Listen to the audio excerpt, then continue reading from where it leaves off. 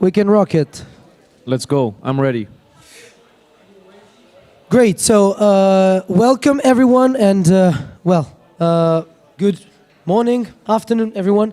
Thanks for being here. I'm Andrea Casalegno, owner and whatsoever about I Am Casa, with a special guest who's Jasper from Amsterdam Vintage Watches. Thank you for being here. It's my very pleasure. Thank you for the applause. Very moderate. Thank you, guys. That's better. That's better. It's been an honor. I really appreciate the way you set everything up and to give a lot of people a voice here. So that's a good thing. Thank you for that. Thanks to you for coming. It's not that often that you're in Italy, so we really enjoy your when you're around. And of course, the title of the talk is Vintage Game Changers. As when I came up with my talks and with my activities here in Vicenza, I was like, who should I bring to give a voice to someone young, to someone inspirational, and to someone who I can have fun with. So and that guy didn't come, so it's me you exactly, have to deal with today. That's the whole thing. So starting strong, I would say I gave this title to the talk. Why don't you tell us something a little bit shortly about yourself and why the hell am I saying you're game changing, if you feel like one? No, for sure. So to explain that, I have to give a bit of a backstory. I started in the watch industry like professionally when I was 18 or 19, and that is a good 10 years ago. I have some extra wrinkles now, but back then I was really young. And nowadays for young people, it's pretty common to be in the watch industry. We see a lot of young people around here, but back when I started, I was one of the very few. And the way I was approached by the industry themselves was rather unwelcoming, and therefore I thought I need to change a little bit of the industry and the way it is for young people too. Because it started out with me going to a Rolex dealer when I was, I think, 17 or so. I was super impressed by the watches I saw there. Not so much of the stuff, because they looked at me like I was going to steal one of the watches, rather than being interested in my point of view or if I was going to buy a watch. They still do, I guess. I'm not sure about that. Now I have a beard. I look serious with the glasses and stuff. Anyways, so back when I first went to a fair, I asked the gentleman, like, I see that Rolex, Datejust, whatever, what's the price? And the guy looked me straight in the face and he said, this one. No, this is a real one.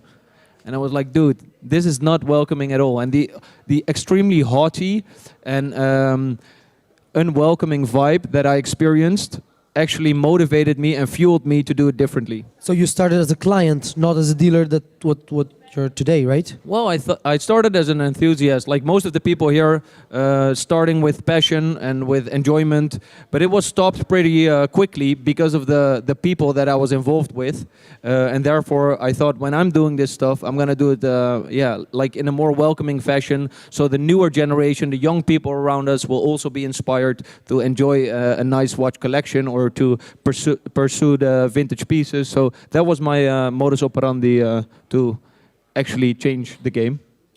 Do you think you did? Well, it's gonna sound real arrogant if I would admit it. Well, I think it was also a matter of timing. So obviously, when I started 10 years ago, I started with Instagram, which is a great way to reach and approach a lot of young people. And this was really the early days of Instagram, especially watch related. So I think it was the perfect timing, because otherwise, if I wouldn't pursue this endeavor on Instagram, I'm sure somebody else would have done it. So I'm not so much of a game changer. I'm just part of the wave of the game changers. That might be a better designation. Awesome. And I know you're a former soccer player somehow, so thanks for the assist. Therefore, how did you come up with the idea of going on Instagram? Because as far as I can remember, you did actually start early, and yes, you did have a shop, but a lot of people still do and still have one and whatsoever, but you really did, like, you put effort into it and you decided somehow to make it something serious and not just, oh, you know, I do Instagram because I have fun. Like, was it something you did on purpose? Well, I started out with a physical store. So my family was in the jewelry business. My father is a goldsmith. And he already taught me the beauty in these emotional products. Because regardless if it's watches, if it's jewelry, in the end, you're buying something that you don't need. That's the bottom line. But you're buying it because you want to, because your heart tells you to buy it. And the history that is engaging for me as well, and the story behind the watch. But I started out with a physical store. And back then, I think 99% of the sales we made were just in store. Basically, my first day was just walking into the store, sitting into the store, waiting for people to come into the store to buy stuff. And obviously, that's now, it sounds ridiculous, but 10 years ago, everybody did it like this. Okay, you can go to fairs and stuff, you can be out in the field. But online, the business was very marginalized. You know, there were very few players that were selling a lot of watches online, and especially on Instagram. I think we were one of the first to encounter Instagram, and I think that gave a huge boost to our revenue. And was it already Amsterdam vintage watches? Because again, you're focused on vintage. It's somehow, to me, easier dealing with modern or contemporary pieces rather than vintage. Good question. That is, I believe, the very beauty of it, because obviously vintage watches has very little to do with digital world, with Instagram, but that is actually the contradiction of it makes it so appealing, and therefore I think it works pretty well. Like the young people, the young generation, a lot of these guys are wearing Apple watches or whatever, which is fine, don't get me wrong, I'm not judging, but when people compare those things, it's like a flat screen to a Rembrandt van Rijn. Like it's both on the wall, but it has nothing to do with each other. And I think as long as there is a lot of interest in the digital side, there's also going to be a counter a group that will enjoy the mechanical side and that will enjoy the historical side of things. So I think Instagram or the digital world brings that beautifully together with like vintage watches, which by any means is a product that's like 100 years old, the watches. So I think the contradiction works really well, and if you market that properly, I think it will possibly have a good potential. So you started with a kind of rather small shop, we can say, it was 20, no. So back when I took over the business, it has to be like 10 years ago, 9 years ago. So that was 2014, I believe. Yeah. Cool. And now, I mean, the things are pretty different. Like, there's a store, there's a second side of it, which to me is as genial as the Instagram account, because for those who don't know, you can actually sleep at Jasper's somehow. Not everyone. It sounds weird, but he slept at my place, but at the shop. So we basically built a lounge next door. And we didn't sleep together. I was we didn't my sleep own. together. I slept with Alessandro together there, though. Don't be shy. Yeah.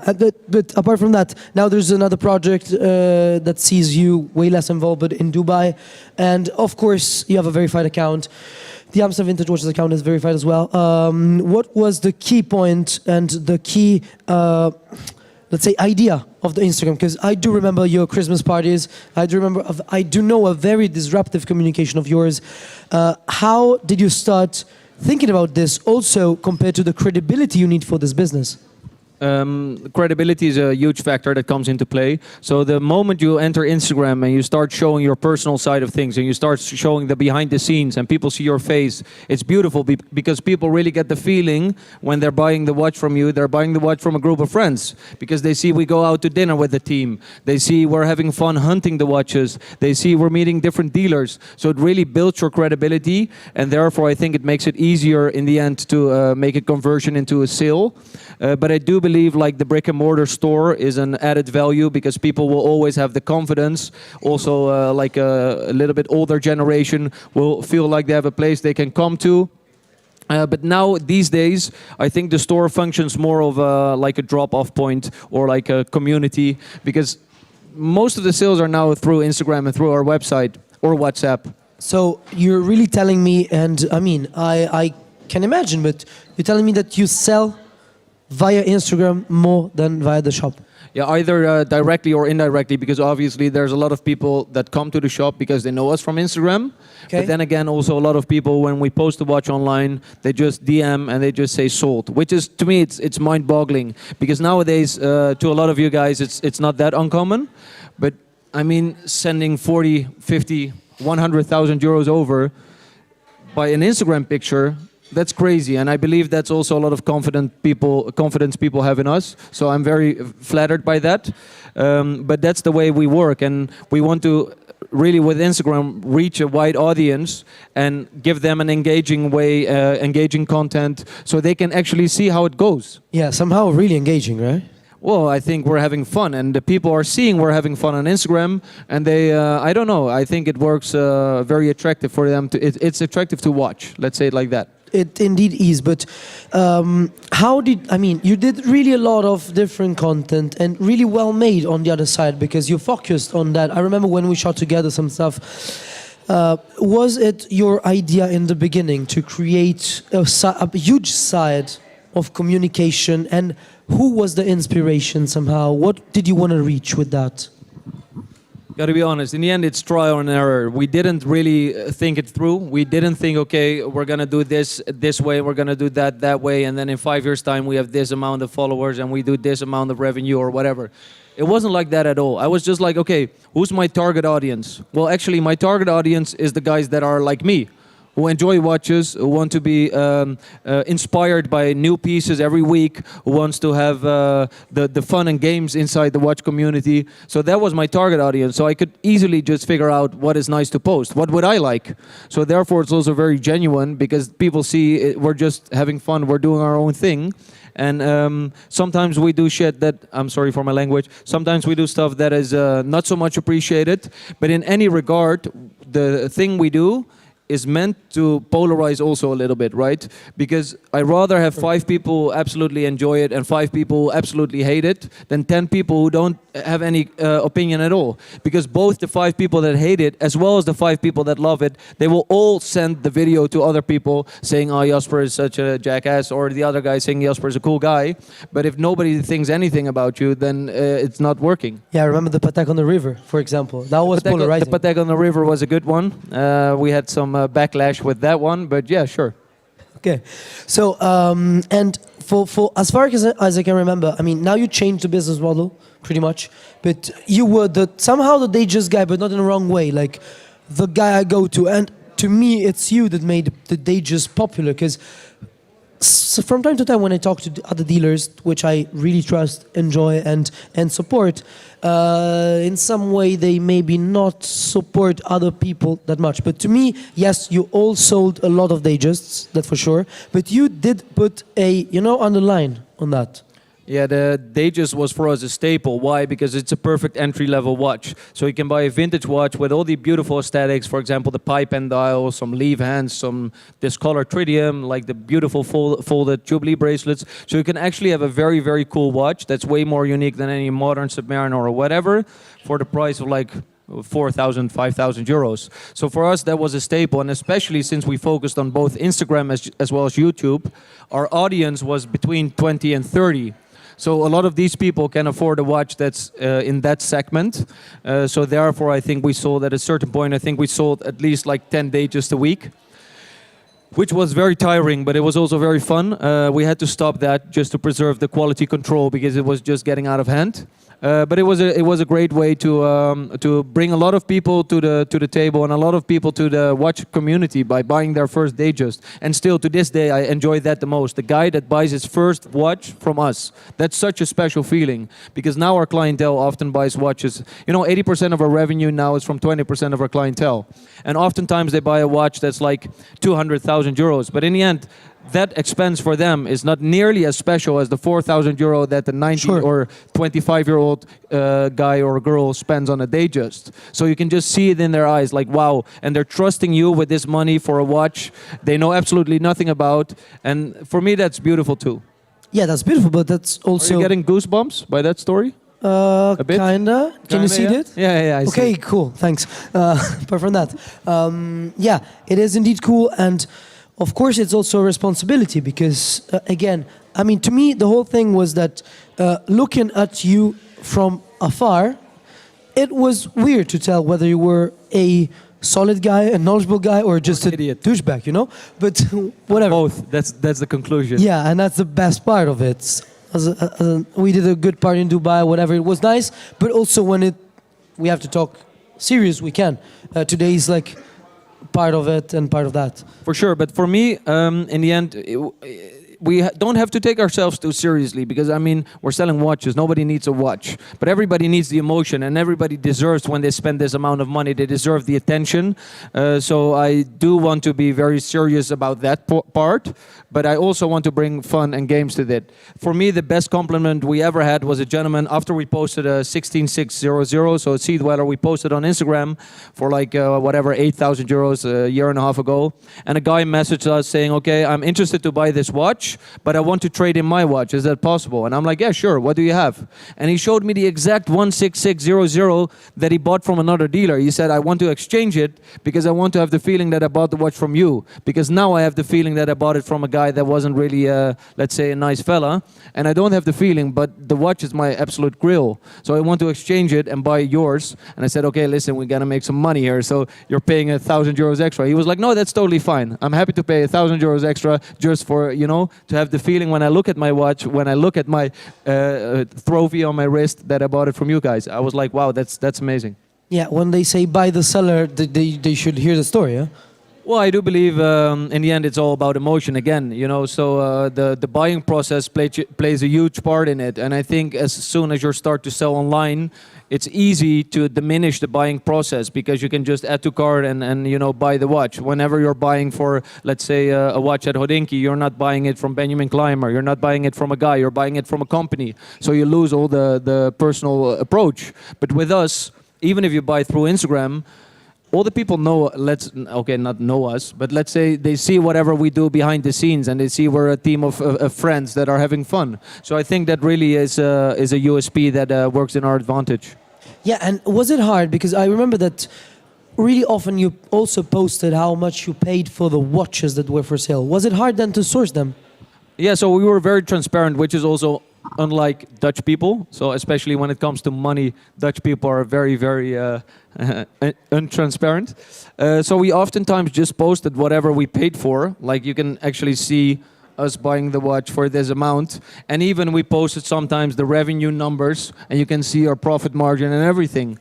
And I think that is, again, that works both ways, because 5 people will absolutely hate that and will send it to other people like, look at these idiots and this is a disgrace and whatever. And 5 people will say, well, that's actually kind of dope. But in the end, 2 of those 10 people are going to buy the watch. And if you don't do anything at all, or if you don't do any disruptive at all, nobody's going to talk about it regardless. Yeah, that's for sure. So how was also, I think with social media it was pretty easy, but did Amsterdam as well played a huge role? Because I met a lot of your big, top clients, and a lot of them still are Dutch.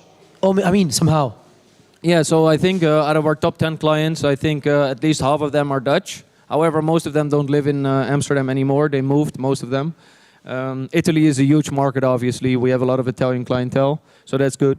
But Instagram is a great way also to expand your network globally. I mean, we have people reaching out from Hong Kong, people reaching out from New York, people reaching out from wherever, all over the place. And it's just mind-boggling that even these products, which are all unique, as again, if you're buying a vintage watch, it's not like any new Rolex watch and stickers, whatever, right? So again, it's courage for the buyer side, and it's confidence that we have to offer, and that makes this thing work. And I think that's really, really special. Yeah, but I remember when I interviewed you last time at your place, you told me that you're not that good at selling watches because you really like them. I mean, your team is better than you to sell watches, and you prefer to buy them and to source them because that's what tickles you. Do you think that your passion played a special role in the work you did? And would you think that you would have made it the same way without actually loving both, I think, the life, but the watches in the end? Well, in the end, of course, passion is a terminology that everybody here uses, and most of these people aren't sitting here for fun. You know, they're sitting here because they're passionate about the product, they're passionate about the industry. So again, I believe that's a huge part of, let's say, the fuel that drives everybody to be here today and to conduct business. But of course, there are 2 ways of looking at it. Others, on one side, you have to be a business, you know. In the end, my wallet and my heart are oftentimes not cohesive. So sometimes I buy watches with my heart, which is a very stupid move. But luckily, I have a good team of people that are a little bit more business-minded. So sometimes they tell me, listen, Jasper, this is a stupid buy. I know you like it. It's quirky, but we're never going to sell it, or you're overpaying. And on the other side, they're also helping to sell the watches, because a lot of watches in trouble selling them. You know, I'll be reluctant to let go pieces that I really enjoy. So I do believe the team also plays a major part in this, because it sounds tacky, but without them, I would just be a guy that has a lot of watches and zero money, couldn't pay the rent anymore. So Yeah. that's the balance they bring. Yeah, and shout out to them, because you put together a very, very, very nice team, I have to say. I mean, I met them all, and they also were all very prepared, both on the watches, but also on the other side of that, like on the Instagram live and on all that. I was impressed. The team is absolutely amazing. If you don't follow my team, you can also follow their personal accounts. They're awesome guys. And it's kind of fun. And they're fun guys, and that's also the way I hired them. So back when I was hiring new staff, it was unconventional to say the least. So besides, you know, you have these usual companies saying, okay, just send in a letter and we'll review your letter. We will see your CV, and oh, you worked at Cartier, you worked there, that's great, blah, blah. I was like, no, we're not gonna do that. You have to send in a video where you explain why you want to work with us, right? And we had dozens of videos, and in the end I picked 2 guys to hire, not because of their knowledge in watches, not because of their experience in watches, because to be honest they know jack shit. And there was a third contestant that was absolutely knowledgeable, but didn't have, let's say, Charm in the end. I'm not. I don't want to call it like that, because the guy might be watching. But he didn't fit the team properly. So instead I hired these 2 guys that fit our squad well. And in the end, you will learn about watches. If you handle 100 watches a week at least, or maybe even 100 watches a day on a fair like this, you will learn pretty fairly quick if you enjoy watches. So the knowledge is not so important, because anybody can learn that as long as you're passionate and motivated. Sure thing. But coming back to the game-changing part somehow, I don't know your numbers, I don't know your revenues whatsoever, but what I know is that every time someone talks about you or mentions you, there's a reaction, you know? Maybe because you're polarizing, but just, I mean, you're perceived as very big somehow. Do you think... There's the Napoleon complex. I need to compensate for my length. Just like you, maybe. Exactly, yeah, I was gonna say that. But why do you think that other guys that maybe moves better watches than you do, if there's someone... I'm not sure who you're talking about, but sure. But why... Hypothetically, let's continue. Why are they not as big perceived as you are? And what played the role in that side? Well, again, it's marketing, and the way we played it organically, not paying for advertising, not doing these, to be honest, dusty commercials or whatever in magazines, stuff like that in the paper. We don't do that stuff, you know. We rather make a video. We have fun. We show some watches. People like it. People don't like it. It will grow spontaneously. It will grow organically. And again, I think we're lucky to be at the right point, because it was a pivotal change when the watch community shifted towards the digital era. Because again, don't get me wrong, there are a lot of, let's say, OGs that made the business big like 10, 20 years ago. We can see a lot of them here. But most of these people were pretty late to the party when it comes to the digital world. And again, They still are somehow. my age works in my advantage. You know, everything goes digitally. I'm buying my clothing digitally, so why wouldn't I buy a watch digitally, right? So a decade ago, that was unheard of. But the pivotal change was right at the moment that we stepped foot in the game. So I think that's very important. And therefore, with that, let's say, reach we have now, I think people notice it. And again, our clientele is something we're very proud of, because we reached a lot of outskirts of the world, to say it like that. So I think then your reputation speaks for itself. And people can hate our store or can hate us or whatever. But again, the product itself, I'm proud to say we're bringing pretty cool watches. Have you ever had someone hating you but buying from you? That is an excellent question. I'm not sure. I'm not sure if they would admit. Well, I sometimes see people.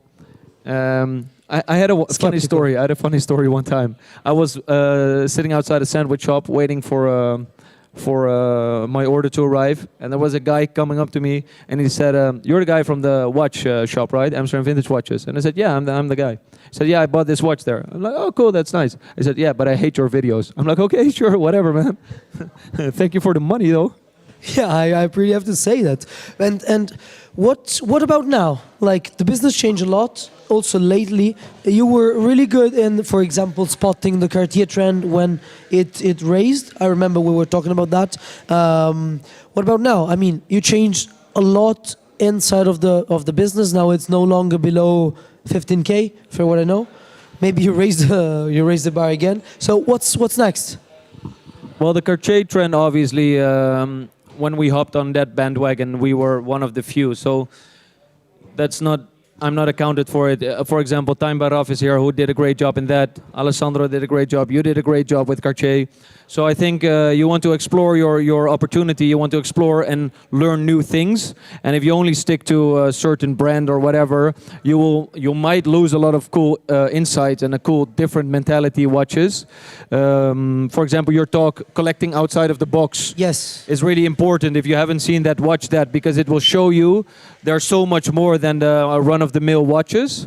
But then again, you have to keep an open mind. However, I do feel like you have to specialize. So that's what we are doing. We're focusing on 4 brands, and not because we dislike the rest, but I just prefer to be good in 4 brands than to be mediocre in 10, right? So I do like to specialize, and the way we priced our watches now, so we start at 15,000 euro, and that was basically the only reason we did that, it was supply and demand. And the supply was just too low and the demand was so high underneath. So we couldn't deliver the watches. We couldn't make everybody happy. For every Datejust that we sold, we had 20 people that we had to disappoint, you know? So that's it sounds like a good thing, but it's actually stupid. And then in the end, you're also more likely to make mistakes, because you're going to be like, okay, well, we have buyers who will take it anyways. So let's just buy this one with a shitty bracelet, or buy this one with reloomed hands, or get this one, or ask even higher. So then in the end, you're destroying your market. So therefore we quit those watches. But you know, when you just told that you had other 20 people waiting almost in line to get the watch that you just sold, it reminds me of someone else around who's not a dealer, but actually brands in general. So my question is, apart from that, which I think it's already one, what is there to be changed in the watch industry that you didn't, or that you maybe just focused on now, or just noticed now? That's an excellent question. Again, my procedures, my modus operandi is more trial and error. So if somebody would ask me 5 years ago, where would you be 5 years later, like today, I would definitely not have guessed or even dreamt about being at this point. So I think it takes away a lot of the spontaneity if you picture yourself or picture the market somewhere. So it's very hard for me to answer that question, because I'm not that innovative. I'm not that visionary, to be honest. I just like to enjoy today the watches. I like to enjoy tomorrow the watches, and I like to enjoy the next day. And then it will bring me to a path. And when I see the opportunity, I'm happy to seize it. But the way it will arise, I'm not sure. It doesn't answer. This is the part of the game-changing side of it. Grazie. I can keep this. Thanks to the guys who offered us a beer. Thank you so much. They're so nice. That's the highlight of the talk. Thank you so much. Cheers. Cheers. And thanks for the water as well. That was unexpected and we didn't plan it, so that was game-changing, you know? I love the Italians. That's all I can say. The Dutch beer is better, but the Italians are great guys. But we have better food, apart from risotto. But still. So, apart from that, I'm really happy Abir arrived, because I was making a joke about that. I was going to make a joke, but still, can't. So, now I see that a lot of people want to get in touch with you, want to shoot something together, also dealers. So, what is the reaction now compared to what was in some times? And do you see someone else around that could be you in 10 years? Or you're going to still be you in 10 years? I hope so then. I'm not sure you should aspire that. It's not that great. However, I love the content creation. So, for example, what you're doing with I Am Kazakh channel, that's amazing. Swiss so Watch much. Gang, for example, Marco Concina, that's amazing. And I love these guys actually bringing out content that's engaging and that brings a new audience to the watch world. Yet, there are very few people that do that and are also dealing watches, because it's the difference if you're actually inside the industry or if you're looking at it from the outside. And that's no offense at all, but obviously most of these channels that are created around content are sponsored, and they cannot say whatever they wish, which is not a bad thing necessarily, but we do say whatever we want. We have an honest opinion, and I think that in the end will again polarize, but it will also work engaging, because when you display your opinion and people see it's genuine, they will either agree or disagree, but they have a reaction. And if you have a middle of the mall kind of response to pieces because you're paid to say that, then it's going to be less genuine. Yeah, I do agree. Mr. Andrea? No, just kidding, just kidding. No. Luckily, I just take stuff that I really like. That's a good side. That's a good side. But apart from that, I mean, last couple questions, so then I can ask you a couple more personal and more fun questions. But what is something? I mean, that's super cliche. I know you're a good bird, but what's something you would suggest to both a collector who starts now, but I think we already answered like yesterday, but also, is it worth it to be a dealer nowadays? So that's a great question because obviously we had kind of a crash, which is a great thing. I love that. The market is kind of saturated with dealers with dishonest intentions and just cash grabs. You know, that's the thing. That's the reason why everything went high. It's just a dealer frenzy, dealers selling to dealers. It's something we've seen common for a long time, and we've also displayed this. You know, you can check out our Instagram stories for a year ago. We told this was going to happen because, of course, the market was flooded by these dealers just for the cash grabs. I think the previous chat was also about that. The market. I couldn't really understand because it wasn't in Italian, but I gotta learn. You gotta learn something else than fresca and whatever you know. And Peroni. Yeah, okay, that's better than the other. No, so I think that's a good thing that the market crashed, so it leaves the good pieces now to the people that appreciate it. Because don't get me wrong, I love a 5711. It's a great watch, and it's a watch that retails at 30,000 euro, and then it's a great watch. And even one might discuss, given the historical importance, etc., it's a great watch at 60k. But as soon as it hit 100k, as soon as it hit 150k, you know, it makes no sense to me.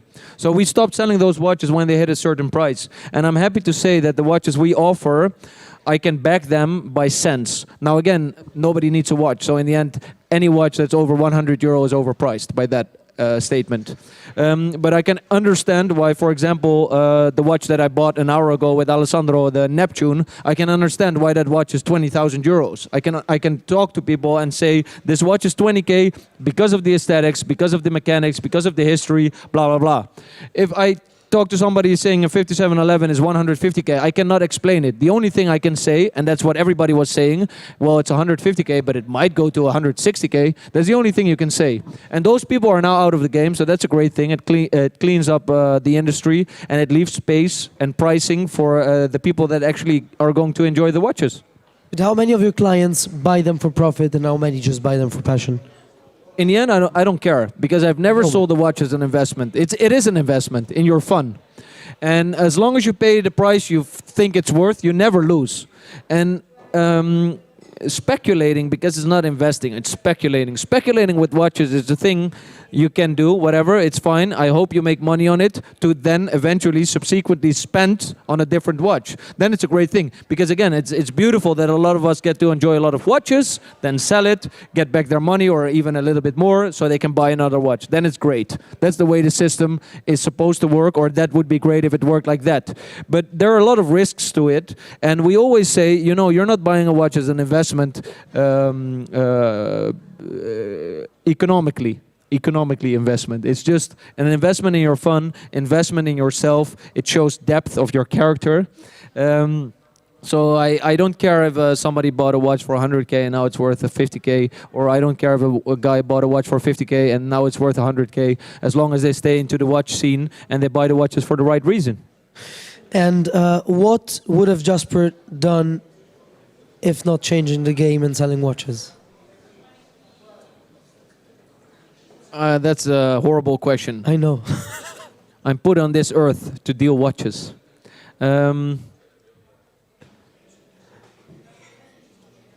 Next question, please.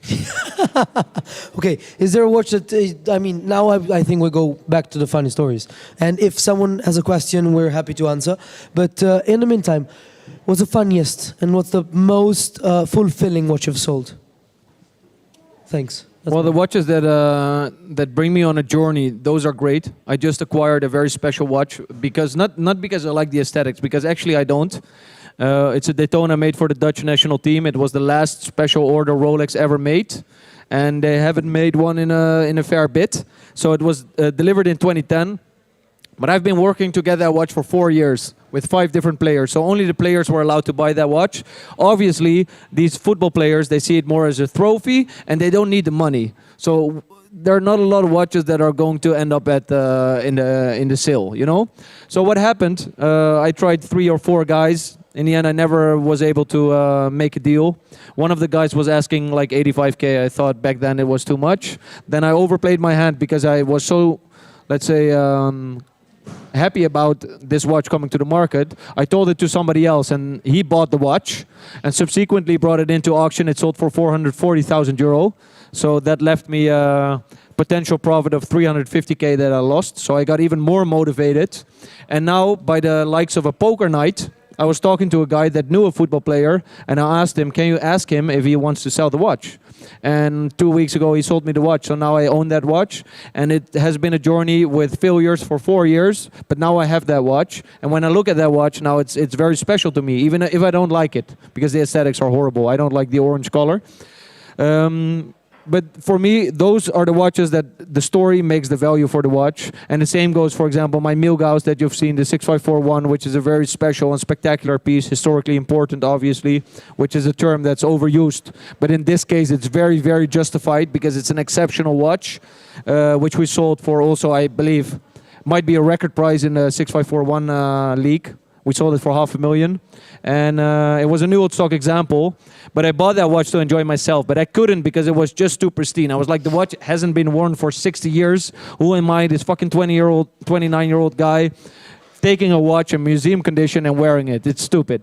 So in the end, I sold that one, and with the proceeds, I bought another one, which I'm wearing frequently. So now when I wear that watch, it's filled with success, just like the Daytona is. You know, for me, that's a trophy. That's the emotion of a watch, regardless in the end of the aesthetics or the mechanics. Those are the watches that I hold dearest. Thank you. And at the moment, what I see is that you did a great job with putting yourself in a map, not just with the shop, but with the whole concept and also brand somehow, because you're actually a brand in the end. And now I see that this is evolving a lot, and what's coming on the map, it's more auction houses, aside of you, and independent brands. What's your take on that? Well, I really enjoy the rise of the independent brands. It's beautiful to see.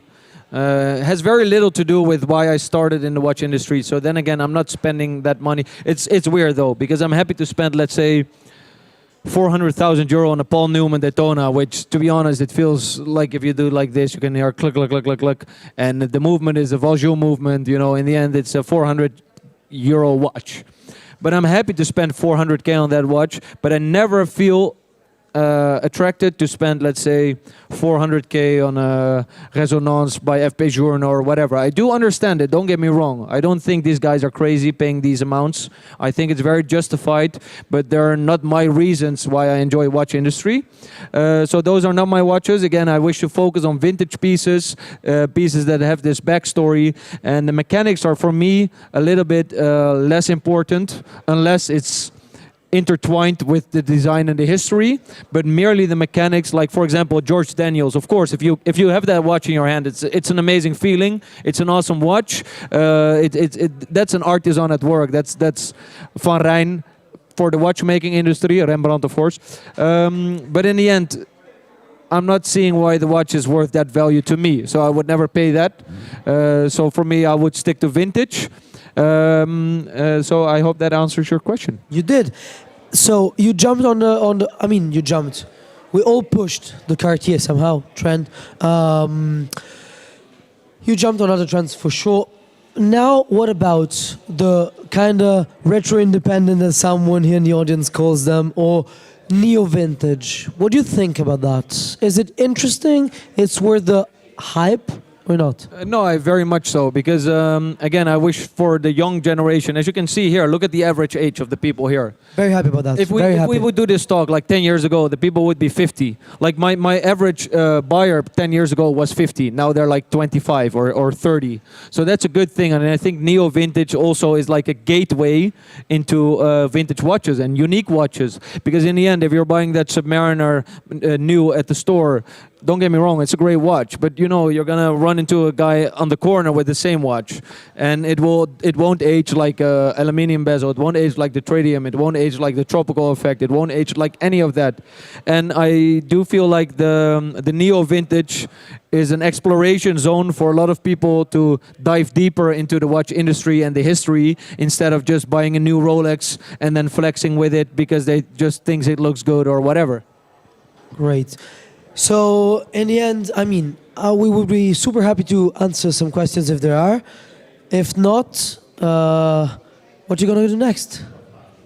Apart from taking a plane and going back. Well, I want to say my plane leaves in like 2 hours, so I gotta bounce in a bit. So if you do have a question, please make it clear now because I have to leave after the talk. Anybody has a question?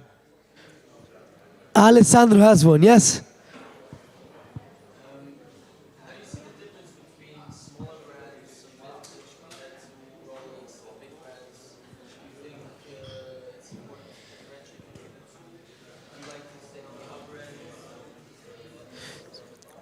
So Let's- just to rephrase the Yes. question, the question was how do we see the difference between, let's say, for example, Rolex, which is a titan in the industry, compared to smaller brands. Smaller brands are very interesting to explore. There's a lot to be found. In the end, now I'm in the industry for 10 years. It's very unlikely that I'm encountering a Rolex that I haven't seen before. In all fairness, I've seen one today. We've just seen the one, the King of Wings. That's a very cool Rolex. Anyways, so it's very unlikely you would encounter a watch that you haven't seen before with Rolex. Whilst if you explore a bit further and not the run-of-the-mill models, you will see very, very interesting pieces, and you'll be inspired by, let's say, for example, a Miro, or you'll be inspired by Piaget, who made very small quantity production. So that is very interesting. Then again, I do feel like everybody has to love Rolex. Not loving Rolex is it's not credible. In the end, if you like cartoons, you like Disney. So you cannot say, I like cartoons, but I don't like Disney. That is Rolex for the industry. If you prefer another brand for whatever reason, that's great for you. It's fine. But that brand wouldn't be there if it wasn't for Rolex. So you have to owe it to Rolex. You have to give them the respect. It's an incredible company, regardless of their current positioning in the market and their current way of, let's say, expanding their business. So I do believe like it's good to stick to the classics and to stick to the brands that were most important, historically speaking, in the evolving of the entire industry. Yet, it is very interesting and enlightening even sometimes. I can be very excited by a watch I haven't seen before. And that just isn't often the case with a Rolex watch. You can often find that in different brands that offer a lot of value for their... they offer a lot of value. I mean, you can buy a very cool, unique piece for like 3,000 euro. You have an awesome Piaget, whilst when you start at 3,000 euro, you can't get a single Rolex. Sure thing. One question I've never asked you in private. Has any watch brand asked to work for them? That I work for them? Yes. Well, I know for a fact that some brands, in the end, I do feel like demographically we have an interesting audience. So a lot of young guys and a lot of brands see, as you can see as well, a lot of brands can see there's the future. So they want to, let's say, maintain their position in the market or take them a position in the market. So of course we've had a lot of offerings on collaboration, stuff like that. But unlike you, we don't sell our soul. No, that's perfectly Just fine. kidding, my friend, I of know, course, I know. just kidding. No, but the question was, has anyone ever asked you to quit Amsterdam Vintage Watches? No, I don't think. No, I don't think that will ever be the case. Again, I think I'm too foul-mouthed to hire. So I don't think it's a good move, anyways. For, let's say, a Cartier would come to me. I don't think it's a good move for them to hire me because I'm pretty direct and I have my opinion ready and I'm happy to spread that and I will always do that, and I think the brands won't appreciate it in that fashion. Yeah, we can say that you're very direct, pretty much. Well, guys, thanks for being here. Thanks, Jaspers, for being with me. It was a great pleasure to see you in Italy. Safe trip back. And it's the last moment if you have anything to ask him, if you want it. Yes, sir.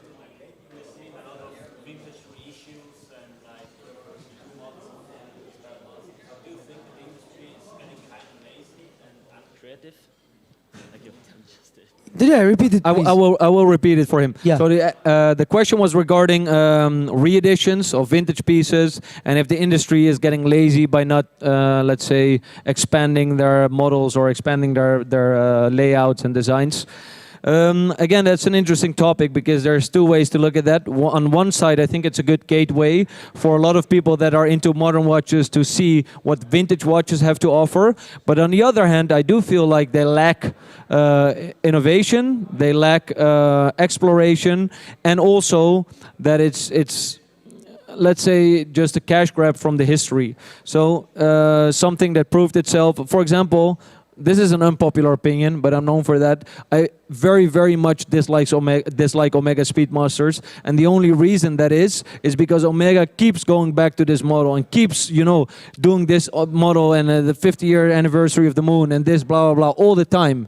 And by now, I'm so fed up with Omega that I even dislike the vintage ones because it's just too much, milked. I know everybody hates this opinion, but that's the reason. I don't want to. 10 years ago, I loved the Omega Speedmaster, and I still believe it should be in every collection. But because they did all this remodeling and all this, like the straight lux ones and the steel bezel 2915, 2998 vibes, by now they killed the market for the actual 2915 and 2998, for me at least, because there's so many remakes, and you have to hand that to Rolex that they don't do it. So I absolutely hate their new models. I'm sorry for everybody wearing a Hulk or a Batman. That's disgraceful in terms of design, in my honest opinion. But at least they're not just perpetuating what they have been doing for a long time. There's a sudden or a constant flow of upwards positioning for that models. And again, Rolex relies on many models. They don't have one cash cow. Well, of course, the Constellation is important too, especially in Asia for Omega. But sometimes it also kills the heritage of a brand if you just do the reeditions all the time. One last question. I was very curious. Nowadays we have the CPO from Rolex. We have a lot of brands doing a lot of that I stuff. see some Omega fans leaving now, very angrily. Sorry. So, but apart from that, there's a lot going on by the brands in terms of authenticity, in terms of certified pre-owned and whatsoever. Do you think this will benefit or not? Many times it's not done correctly. We can say that. I'm sorry for that, but what would you think will be the impact on that? Because it's easy for a brand to claim, "Hey, I'm the best. I certify that." In the end, who knows about vintage watches? Do I know about vintage watches? I handle, let's say, 200 vintage watches a week. Do I know about vintage watches? Or does Rolex know about vintage watches? They don't. They fucking don't. They post Frankenstein watches, they post service parts, they post it on Instagram, proudly presenting their history. They're saying that if it has Rolex parts... Shh. Nope. She's an Omega fan for sure. Yeah, we're gonna wait till it goes away. A bit. Yeah. Let's hear It's it. good. It's good. It's the great of the life. We were saying before that. Fuck, I'm distracted now. What the fuck was I So saying? basically, we were talking about Rolex. They don't really grasp their history. One of my worst experience was handling an IWC 666 Ingenieur. It totally destroyed the affinity with the brand for me. I had, in my opinion, one of the most important Ingenieurs in the world, like a black glossy dial, pristine condition, exceptional watch. But the handset had tritium or even radium that was slightly cracking. So I sent it over to say, we have to replace the handset, otherwise we cannot service your watch. And I'm like, okay, but then you're destroying the history, so then you can't service the watch, just give me the extract. No, we have to service the watch. I said, okay, service the watch, but don't replace the handset. They said, no, we have to replace the handset, otherwise we can't guarantee the service. I said, I don't care, I'll pay for the service, you don't have to guarantee it, I just want the extract. They said, no, we can't do it. So I let the watch come back, I took off the handset, I sent it back to IWC without a handset to service, and I said, okay, we have to put hands on. I'm like, sure, put hands on, I will put the old hands back, right? Whatever. But they didn't only put the hands back, the other handset, but they re-lumed the dial with Luminova. They totally destroyed one of the finest IWCs in the world, and that is not uncommon practice. You can see it with Cartier, who refinished one Yeah. of the most important Tank allongés that are ever brought. I specifically said, don't replace the dial, and they said, well, we didn't replace it, we refinished it. I'm like, dude, you don't understand the history. The same goes to say for Rolex, replacing it and stuff with the service parts for mechanical preference, which I understand, but then don't pretend like you do understand the vintage market. Look at their Instagram, their vintage watches, 6239 with oyster dials, stuff like that. It doesn't make sense. So they don't know anything about that. Leave the vintage to the people that know with cognizance, and you can do modern and you can do secondhand. That's fine with me. It's not my market anyways. But do you think you can still be known, respect? I mean, they have a stronger voice than you do, unfortunately. So, do you think we're gonna have an impact about that, or can we make it? Well, again, I think it's mainly the impact is going to be on the secondary market, not so much on the vintage market. So the watches we do, I think, stand out for that matter. But then again, I believe their positioning in the market, Rolex isn't the first to do it. Obviously, Rolex is the biggest to do it. But Cartier did it. Yeah. Audemars Lot Piguet of did people it. did it before, yeah. You know, a lot of brands did it. In the end, it didn't change a lot. If anything, it might reach a broader audience and bring more people to the secondary market, but I don't think a lot of dealers that are genuine and that are honest and that are reputable should have to worry. Well, thanks for that. We hope so. And if they do, then probably they're not doing a good enough job. So that's their own mistake. Favorite stone on a day? That's interesting.